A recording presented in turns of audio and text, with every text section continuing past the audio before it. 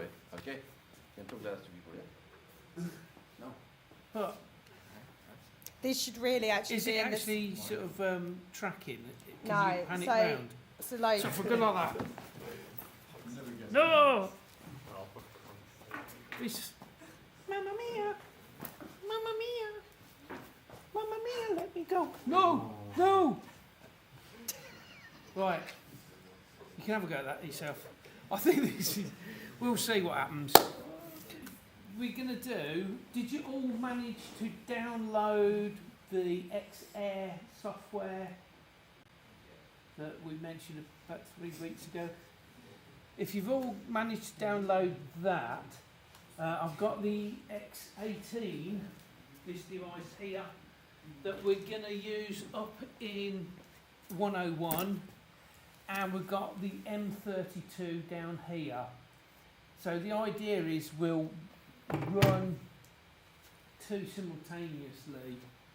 How do you feel about swapping over halfway?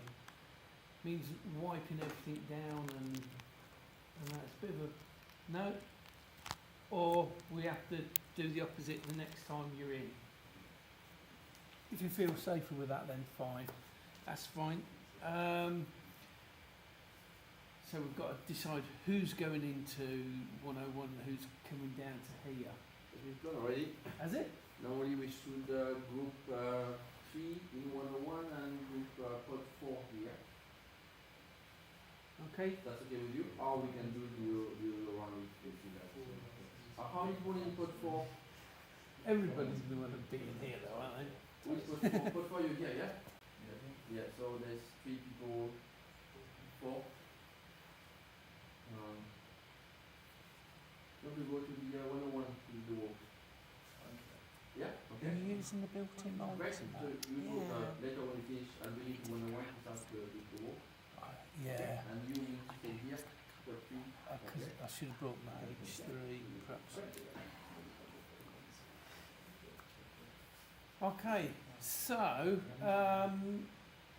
the group that are in here, we've got the M32 and Big PA from last week. Up in 101, we've got the 2 column speakers with their subs up there with 1 monitor, and you'll have the XR18. So I've got some mics out now. There's lots of people having kittens about us sharing mics, so whether you're actually talking to them or just bang them, sort of tap them, Sorry. not bang them, tap them for now. What? No, it's fine. Am I out Someone, of if view? someone ain't, no, it's alright. It's big hacked because I they've can't see designed with it mine. dead stupid. So Eh? yeah, they've designed it so you put your lead right at the bottom, but you can't actually fit it on the monopod. Yes. So you have to gaffer tape it on. Yeah, I know, daft. Yeah. I had to give mine back. So I had mine on with the H3. We've got at some point, if you're doing recording, we've got a H3 ambisonic mic setup that we can use for recording. Actually, that ought to come under live sound, shouldn't it? You know, live recordings. Has anybody watched any live gigs on VR? No? It's interesting because you've got this completely new field that linear editing, sort of where you start from the beginning and do all your edits sort of throughout, works fine for 2D, but what I found watching concerts was when they do edits, they jump into another camera and like all of a sudden the band, instead of being in front of you, is somewhere else. And you're forever sort of looking around, where am I now? Oh, I'm behind the drum kit. Ah, wow, that's, oh no, that's somebody's nostrils. This sort of needs a little bit of thinking about how to actually edit that and make that into something that doesn't make you feel sick after 20 seconds of it. So there's a complete new field out there. If you fancy getting into that, they need people like you to sort out what they're doing, don't they? So, new way of working. Ambisonics is built into Pro Tools now as well. So if you've got the latest update, Also, Pro Tools, I should mention, is changing to a license server. So you won't be getting those license codes in the email that I did last year. There'll be a new set of instructions. We're still waiting for ITS to actually set the server up, but you'll connect in via the VPN to the university and then run up Pro Tools, and once we've given you the IP address for where the server is, it'll just go there, pick the license up and keep you running. As far as I'm aware, it should run for 3 months without having, if you don't shut the session down, it should run for up to 3 months without having to be re-licensed. But I wouldn't trust Avid not to change that. So that's, see how it goes. It does mean that if you're in a remote location and you haven't got internet access, you wouldn't be able to run it. So it might cause us issues for doing live sound. We'll see how that goes. Not quite as straightforward as the iLocks or your iLock accounts being remote. Did anybody actually go to down the route of putting your license onto an iLock? Right, rather than using the cloud. Yeah, I've had my license on the iLock, so I can go just Right. offline to record. Like, I had to record some live stuff. So Okay, yeah, that's why I use the iLock. yeah. Has everybody else got it on the cloud? Yeah. Okay. If that's working for everybody, then we shouldn't have any issues when we move over to the next system. But we might have to think about it. Let me know if it causes an issue. And we'll So, think about. Pro Tools it's not going to run with iLock anymore. Is that what you're saying? You can't move once you've done it on a license server. You can move You it can't move it to an iLock. Makes So no it, sense. but we've got 200 licenses. Why don't they So- do like the expiration date, like monthly licensing? You can, but it just costs a lot more. No, I'm just saying, So- like, I don't know, in terms of making the iLock work for the license format. I don't know, because it's Avid. They make their own rules up. Yeah. Avid had just done a deal with Adobe as well. So you've got Avid and Adobe. So it could be quite a good package. If you're using Premiere with Pro Tools, you've got quite a powerful system for doing films, videos and sound, and particularly sound and picture, should really sort of become good. Right, live sound. So, Hi Dan. Says you use iLock as well for Pro Tools. yeah, you can, Yeah. but he's not doing it. with the license that we've got. I can't take the licenses off the server to put onto an iLock individually. You can buy your own if you really want to, but I can't do it with the university license. We've just got a fixed server. Who knows, they might change it. Yeah, I mean, we haven't got it running yet, so I haven't had a chance to test it. We haven't got it running because so many people in ITS were furloughed that they didn't have anybody to do it. And we can't do it ourselves. We put a job in about a month ago, maybe longer than that even, for it to be done, but it's just in the queue with everything else waiting to be done. Yeah, it's sort of out of our hands to do anything about that really. Okay, so if you've got the software for the XR18, we haven't got a password in it at the moment, so if you use it on the access point, you can have up to 4 people accessing the XR18.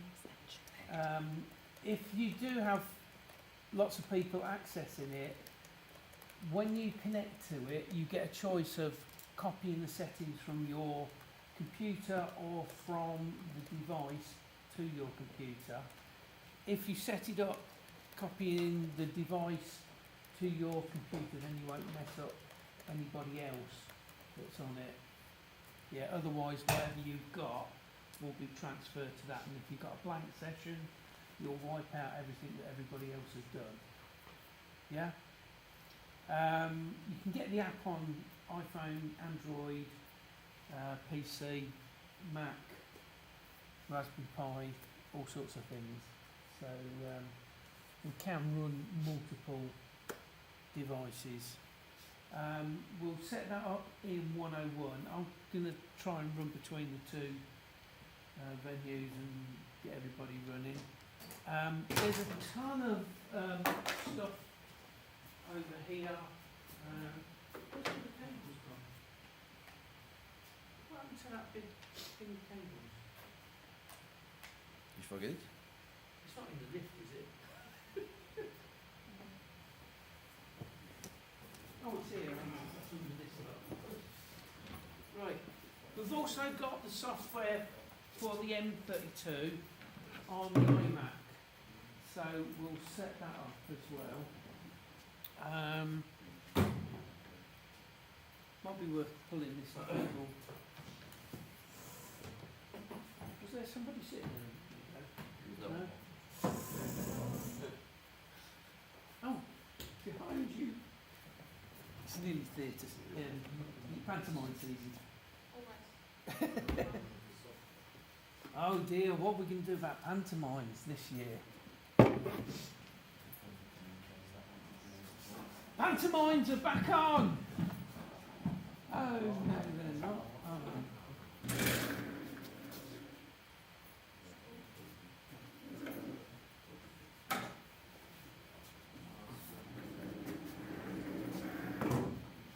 Tell you what, if we put this desk in the light, we can see what you're doing a bit better. And have the PA down there. I've got no instruments whatsoever at the moment for today. We'll do it through the USB. So today really is sort of finding your way around these systems, getting sounds in and out of them. We've got a number of microphones here. I think I've got 3 for each space. Everything that's in the crate down here needs to really go back in the crate because it's got to go. You notice the loan shop is not quite open yet. At the moment we've been told we've got to quarantine everything 72 hours, so every time something gets put back in the loan shop it has to sit in a room for 72 hours before it can be used again. So when we've finished with today's things, we get it into the crate and then we're going to take it up to the quarantine room at the end of the session and leave it there for 3 days. So hopefully it'll be ready for us for next week. So yeah, it is causing us some issues this, but if we can get through this, we'll be doing a lot better than a lot of places. So I know it's really difficult, but just go with it. It will make you better at organising these sort of things in the future. And if we get back to normal, we'll be swinging away, won't we? Give it another sort of 6 months and people will wonder what all the fuss was about. Nobody's convinced, are they? Or we'll be dead. Oh! No, don't mention the word. You know this is recorded, right? Whatever doesn't kill you makes you stronger. Actually, there's lots of things I can think of, but actually that doesn't work for. Okay, yeah, including head injuries. Fancy that. Let's go. Right. Okay. So we've got the M32 here. So the group that are in here, we'll get that one running. Has anybody got any questions on what we've done? Did everybody manage to log on and follow what the other groups were doing in the last few weeks? it's a lot harder when all you can see is a tiny little picture, isn't it? So hopefully this will get you sort of up to speed a little bit better. Hopefully by the end of this series it will make a lot more sense seeing what others are doing. So. And don't forget the Soundcheck 2 Pro software. It's a very good way of getting used to analog desks and sort of thinking about patching, because it's got that patch bay in there and all the effects racks in there. Apparently he's got a new mixer today he's released. So there is, I am in the process of doing the video for the SSL studio as well, which is the AWS desk that is in the Soundcheck software. So eventually when I've finished editing that, you'll be able to see the Soundcheck software in comparison with the desk that we've got upstairs. So if you can get through that software, you should be able to then walk into the SSL and it should just make a lot more sense and be able to use it. Okay? So that's what we're aiming for. If we can do that without having to have too much support, they might let us in the studios. Yeah? Because you can't get safer than being in there with double insulated walls and 3 plates of glass between you and the other person. So all we need to do is work out how to sanitize it in the first place. Okay, so down here we've got the M32 and we've got the systems here. Last week we talked about different cables.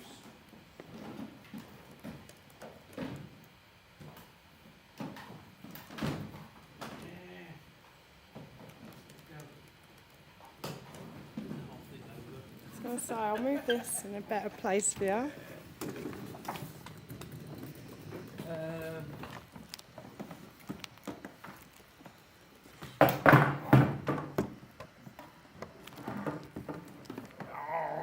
How does it get like this?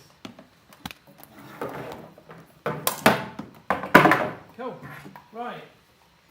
The one we didn't really use last week, the Ethercom. I don't know if this is going to come up on this one. In about 5 minutes' time, you'll be able to see that, won't you?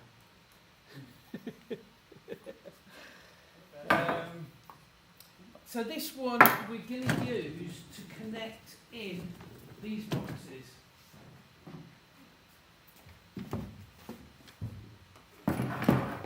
So inside these ones.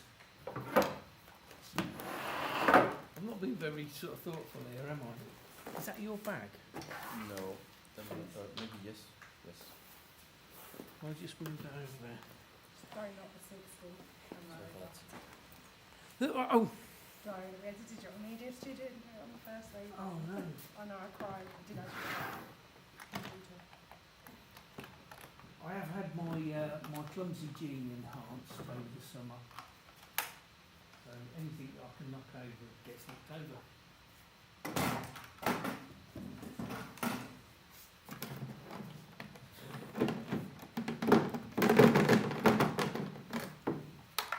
When you open these, you do have to use the magic words, "Open, you bastard." Just help. Edit that out. Right, so this little box here is our stage box. So it's a digitally sort of linked. We're using AES 50 to connect the desk to the stage box, which means we can put this up close to the stage, plug all our microphones in at this point, and then it's one cable through the audience will connect this to the desk. You can get boxes that will do up to 32 channels as well. Rather than doing that, we got two 16s that you can link together, or you can have one either side of the stage, and then it's a case of routing on the desk to get the signals from here to the desk, and then you've got 8 outputs on each of these boxes, so you can send your speakers, your monitors and everything to the boxes further down the line. So these are things to set up in this room. Similar to how we did with the XR18. Did you all get to see the XR18?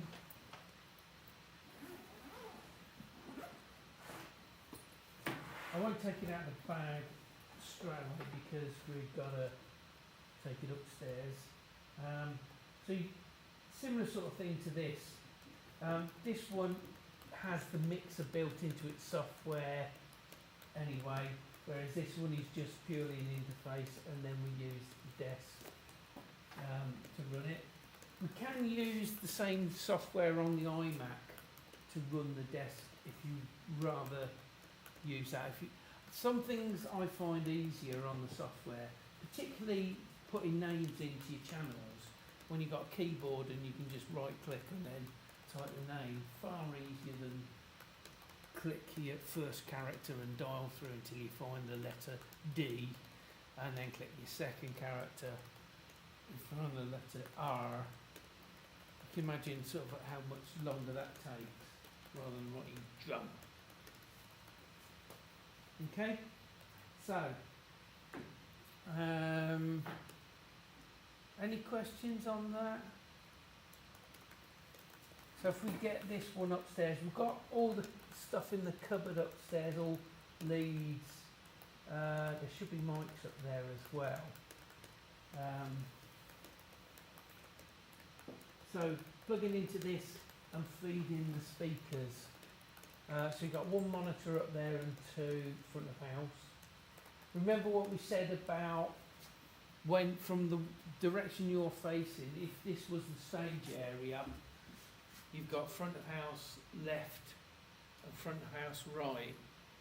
But from where I'm standing, it's stage right, stage left. So make sure you use that distinction. If you're telling somebody, move the left mic, make sure you tell them whether it's stage left or front of house left. Usually if you're talking to somebody on the stage, you're better off thinking from their perspective. Far less confusing for the people up here. Yeah? Okay. So, I think that's all we've got to take upstairs. There are 2 of these boxes. I think if I take people upstairs and get them running with this bit that you might have seen before, and then I'll come down and help with the more complicated setup. Do you want to give an exercise to people here first? Yeah. Yeah, one thing I will give them is, because you were sitting at home, have a look through this box of cables. So what we need to do is find, these are power cons, and have a look at the difference between that and a speak-on. So the speak-on we use to connect the speakers together. I've only brought the active speakers down, so today, because I moved this lot on my own, I only brought top and a sub. So would that need to be a passive or an active sub?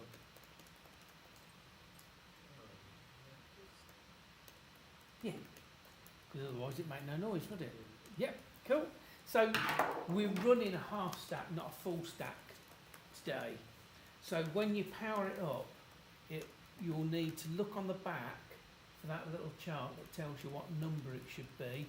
And if it hasn't automatically selected it, which doesn't seem to be sort of selecting particularly well at the moment, you need to dial in the right number, and that will set up the crossover between the top and the bottom to give you an active sub. So for today, we're going to use the crossover in the actual speakers rather than doing it in the desk as a separate feed. Okay? And then we'll look later on at setting up matrices and doing an actual crossover in the software and then sending the sub as a separate signal to the tops. But for today, let's just get your stereo signal to the tops and then use the chain to the subs and let it sort itself out. Okay? That's the way I'd probably tend to do it using this thing. This hasn't got quite the same sort of power that the M32 has for setting up different matrices. I tend to just use it, mix, put the sub on an auxiliary, works. You just have to consider where you're sending signals to. It's not quite the same, but it sort of works. Okay? And then we'll do the same upstairs. I'm not sure if that sub's actually got separate inputs upstairs. So upstairs we've got the big sort of column tube type. Looks like a drain pipe on a box. Yeah. So the idea of that one is you've got your subs doing the low frequency, and then you've got a number of smaller speakers. I think are they 5-inch? I think. And they're set at slightly different angles. But the idea is you form like a cone, not a cone, a cylindrical sort of projection of your sound. So you just put it at the audience, not spreading it around the walls. So you get less problems with echoes and reverb within a space. And you actually need less power to do it with. Because everything's sort of going that way, you're not throwing it, if you're in an open venue, you're not throwing it out the ceiling as well. Okay? Right. Should we go and do something practical?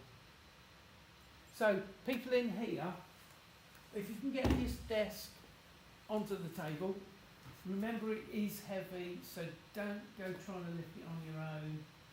Get a few people, sort of 4 on each handle. Make sure you've got your masks. Has everybody got masks? Yeah, because we're going to be sort of quite close doing some of this. So if anybody feels uncomfortable about that, you're welcome to sit back and not get involved, but don't blame us. We're doing what we can to get you through this, but we're not forcing you to do anything you're not comfortable with. Particularly don't, what I will say about lifting and stuff like I did with the other groups, when you're lifting heavy items, make sure you keep your back straight, yeah? So when you're lifting, just use your knees. If you've got heavy objects, you keep them closer to you, more balanced. If you've got your arms out like that, you've got that linkage that's actually making it worse on yourself. So if you've got stuff that's close, use your knees, not leaning over. I'm not going to lean over. I know it hurts because I've done it too many times. And a bad back's not just for Christmas, it's for life. Yeah.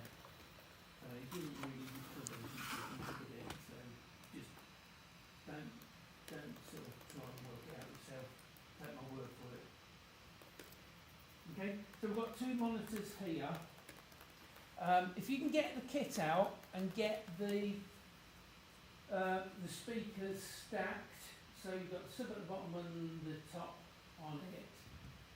Like I say, I've only brought the 2, so it's a bit small. Normally we'd have the poles, which you'll put away 6 months ago. One day I'll find them. I'll have another look round. I might have a quick look while we're looking 101. They've got to be in there somewhere. I couldn't find them earlier. But just for now, just have them down there. Have a look at the connectors on it. See if you can find all the power cons in the box. You can pick out a speaker and see if you can recognise it.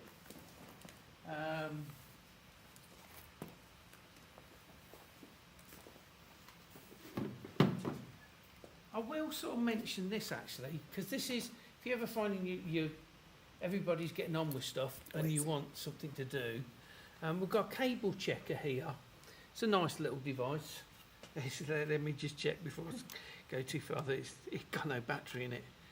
Okay, Do you want me to get I'll you do one? that another day. Do you want me to get you a battery? It's a 9 volt. Would Sean have any in the TV studio? I need a little screwdriver as well. Aidan asked if you need to teach how to wrap a cable. That's basic things. Would be good to have a look quickly. Yeah, we need it in a nice tight knot. No, please don't. Well, especially for Aidan, because that will wind him up. Yeah, you just stuff them in the box like this. Unfortunately, from the classes from ages ago, we've inherited a box of SH1T, chemical formula for a problem. That's probably one of the better ones. There are much worse in the box. There should be a roll of tape in there somewhere. Hopefully at the end of each class, everything we've used will be wound up a lot better. So, let's try and get this.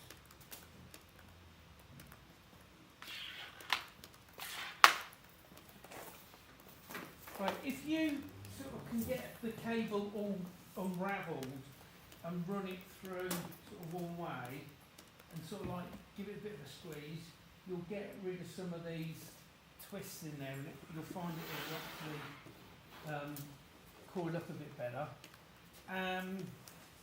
One of my pet hates is this. People starting doing much faster. But when you come to unravel it, he says it will just underline. It nearly always gets tangled. So if you keep it sort of nearby and use a full arm the other end and bring it round, you'll find them all exactly the same length. And then you get a nice. If you have got a kink, you can twist it in your fingers and bring round.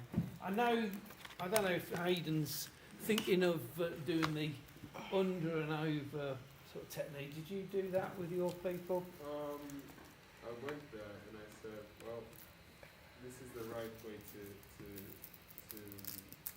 I'm missing the word to Coil it. To coil a cable. And they said, no, that's not fast enough. It's just the way you did it. The way I did it, yeah. The way I knew it was like one way around and turn it the other way, then sew it the next. Depends where Technically, if you don't ever do that though. If you're not bothered about using the cable again, that's great. It all stays together nicely. But the minute you get to the venue, you then, oh God. That's the question. And it just sort of takes forever. I want to go home at the end of the night, you know. His heart broke. Yes, sir. Just make sure they understand that for me the best rules is to make sure you don't upset the cable. So don't force the cable to go one side. You have to listen to the cable. Listen to the cable. And then just go around, make sure the cable, so you can turn them a little bit. So that's why they told me that don't get the cable upset, and just to get, so the cable naturally goes around. But don't force the cable to go to a shape it doesn't want to go. So you have to make sure to turn it slowly. If I do it quickly, it'll probably do that. If I try. The secret to learning it is if you've got a Hoover, practice So with your Hoover, here- that's what we do. So here the cable is upset, you can see you got little 8. So you need to make sure that you get So back and get the Get to cable that, just straight. bring that out and just. You can see it sort of just about to do that. You can feel with your thumb, and your Just fingers, you can turn them around. A tweak. Uh, Tweak. Yeah.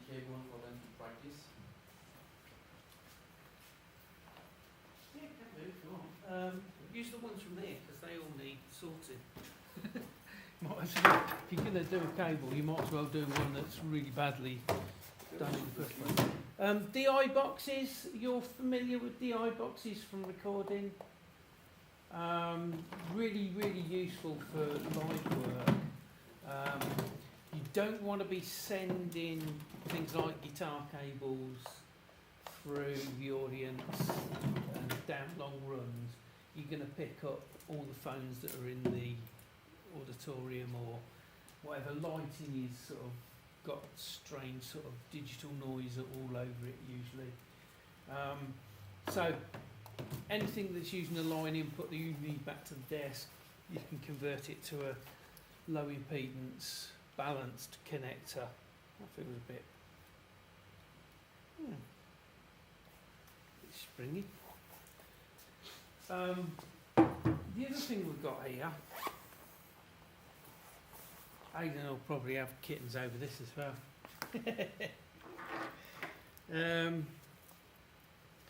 These mics are quite useful for guitar cabs and stuff. They're designed to just dangle in front of the cone, right? So they're quite nice if you've got a space that's really, really short of distance. It's got a front on the side that you would put the sound to, so that's obviously sort of sticking it against the cone. You could actually sort of around the handle of the amp and then hang it if you're short of.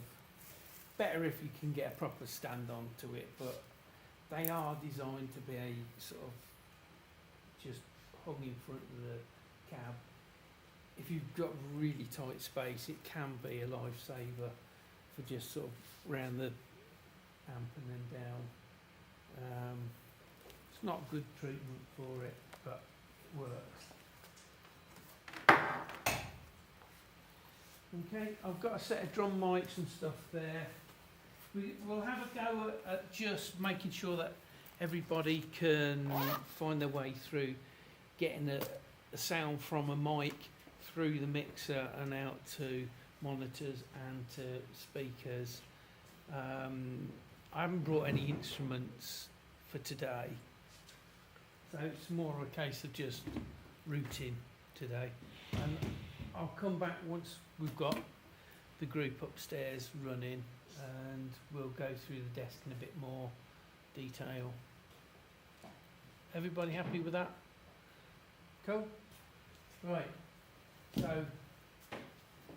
they're going to need that out first. Yeah, we'll just first with 2 tables there Yeah, and get that stuff on the table.